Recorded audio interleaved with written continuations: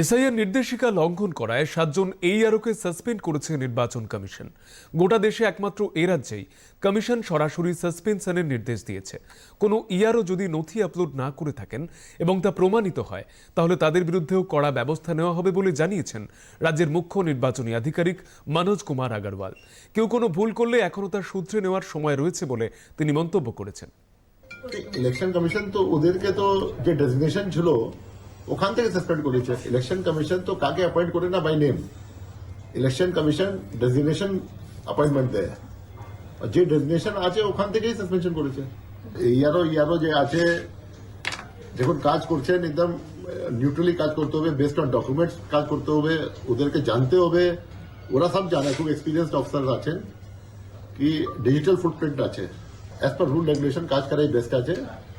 এখনো যত এন্ট্রি হয়ে গেছে ওটা রিভিউ করে নেবেন, যত ডিসপোজাল আছেন রিভিউ করে নেবেন।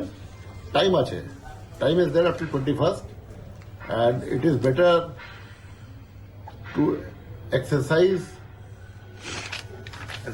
all the powers as per the law and guidelines.